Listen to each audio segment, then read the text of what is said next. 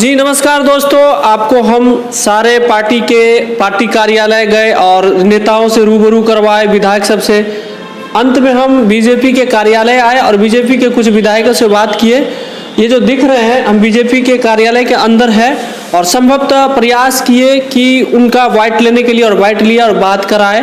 परिचय दीजिएगा, परिचय दीजिए पहले अपना। वरुण कुमार सिंह, प्रदेश अध्यक्ष बीजेपी कला संस्कृति। अच्छा, पहला सवाल मेरा ये है कि सदन में कल तेजस्वी यादव कुछ ऐसा बयान दिए आरएसएस संघ के बारे में, तो बोले गुंडा है, मतलब बहुत कुछ अनाप शनाप बोले। तो क्या लगा, अच्छा सही बोला है? सही में आरएसएस मतलब इस तरह के है, मुसलमान को भगाने वाली है? देखिए, सबसे बड़ी बात है कि तेजस्वी यादव जो बोले हैं वो अपने आप में हास्यास्पद है। कि हमको लगता है कि अगर तेजस्वी यादव संघ के बारे में जानेंगे तो संघ की महिमा मंडित करेंगे और संघ की पूजा करेंगे। हमको लगता है कि अगर एक दिन वो संघ में चले जाएं तो उनका विचारधारा बदल जाएगी, क्योंकि संघ में जो संस्कार है वो कहीं नहीं है।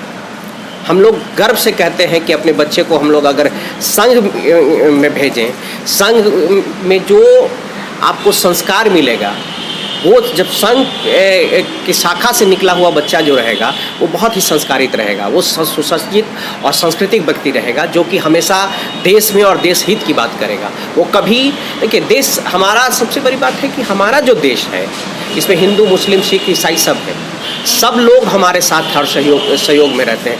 कभी संघ हटाने और भगाने की बात नहीं करती है, हमेशा राष्ट्र हित की बात करती है, और राष्ट्र हित में सब करता है। राष्ट्र हित वो हिंदू के लिए भी भारत माता है और मुसलमान के लिए भी है। इसलिए कहीं से उनके प्रति घोर प्रार्थना करते हैं उनकी बातों को, कि कहीं से ये जायज़ नहीं है। अच्छा, आप संघ से जुड़े हैं? जी बिल्कुल। क्या होता है संघ? ये आरएसएस है क्या, पहले इसको बताएं।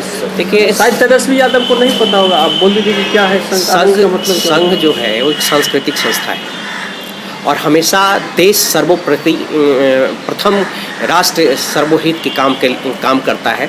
और वहाँ जो शाखा लगता है, शाखा में शारीरिक जो सिखाया जाता है और जो देश हित की बात जो आपको मिलेगा, और जो शाखा का नींव जो वहाँ रखाता है, और शाखा में जो बच्चे जाते हैं उनको शारीरिक जब सिखाया जाता है, वो अपने आप में सीखने की बात होती है। और जब बौद्धिक जो सुन के देश हित की बातें और जो हमारे पीढ़ी दर पीढ़ी चली आ रही है जो इतिहास, वो समझने के लिए और सीखने के लिए संघ में जाना पड़ता है। अच्छा, कल एक चीज़ और देखे कि जब मुख्यमंत्री जी बोलने लगे तो तेजस्वी यादव भाग गए, निकल गए। सही था, ये अच्छा किया? देखिए, ये क्रिया और प्रतिक्रिया, अगर हम कोई काम करते हैं, अगर कोई आवाज़ उठाते हैं तो उसकी बात सुनना भी चाहिए। विपक्ष यहाँ जब अपनी बात कहता है और भाग चलता है, कहीं से ये भागना नहीं चाहिए। जब अगर कुछ बात रखे हैं तो उनको भी सुनना चाहिए। आप कोई बात प्रश्न करेंगे तो उसका उत्तर आप समझेंगे ना, सुनेंगे ना। जब उत्तर की बात आती है उस समय वो भाग जाते हैं, तो उनका कुछ कहा नहीं जा सकता है। आप देख रहे हैं, आपको पता नहीं उस समय ध्यान होगा नहीं होगा, लेकिन हम लोग सब झेले हुए हैं। जो यहाँ का आरजेडी का जो सरकार था, आरजेडी का जब जंगल राज के समय की बात जब हम लोग याद करते हैं तो आज भी रोंगटा खड़ा हो जाता है। कैसे यहाँ बदमाशी होता था, और कैसे महिलाएं बच्चियों के साथ बदमाशी करते थे, और कैसे आतंक, कैसे लूट का व्यापार यहाँ होता था, कैसे डॉक्टर को उठा लिया जाता था, कैसे व्यापारी को उठा लिया जाता था, चंदा मांगा जाता था, कत्लेआम होता था, और ये बता दें आपको वो आतंक का माहौल था जो आज नहीं। बिहार में 80% युवा अभी भी बेरोजगार है, तो इस पर क्या आप लोग क्या सोच रहे हैं? जी, ऐसा नहीं है। ऐसा नहीं है कि 80% युवा बेरोजगार हैं। कहीं से ये जायज़ नहीं है कि 80% युवा बेरोजगार हैं।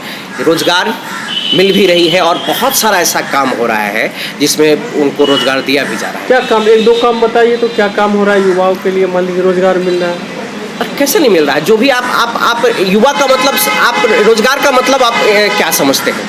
रोजगार का मतलब क्या होता है? सिर्फ नौकरी नहीं होता है, हाँ रोजगार कोई बहुत भी सारी होगा। आप देख लीजिएगा कि आईटी क्षेत्र में ही हमको लगता है बहुत सारा काम सरकार की तरफ से मिला है। अभी जो पथ निर्माण है, इतना गांव रोड जो बन रहा है उसमें रोजगार मिल रहा है। हमारा जो भी ग्रामीण विकास का काम है उसमें रोजगार मिल रहा है। स्वास्थ्य विभाग का जो इतना सारा वैकेंसी है उसमें रोजगार है। शिक्षा पर भी अभी काम चल रहा है, शिक्षा में भी जो भी नियोजन किया जा रहा है वो भी रोजगार मिल रहा है। बहुत सारी वैकेंसी भी निकल रही है और उसमें हो रहा है काम। अच्छा, हम ये बताएं कि यहाँ पे प्रशासनिक व्यवस्था क्या लग रहा है, अच्छा है?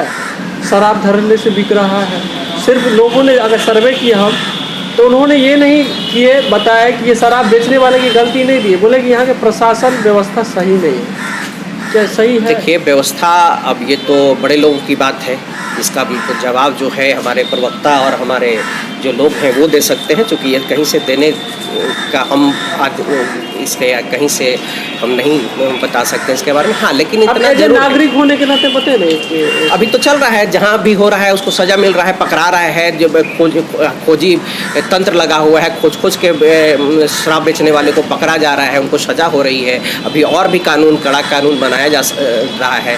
अब इस पे मुख्यमंत्री लगे हुए हैं, कर रहे हैं। ये गलत, मतलब क्या लग रहा है कि ये अच्छा बयान दिए? उनके लिए अच्छा हो सकता है। ये भारतीय जनता पार्टी के जो वहाँ पर विधायक हैं उनके लिए थोड़े बर्दाश्त होगा, ये किसी भी हाल में बर्दाश्त किया जाएगा।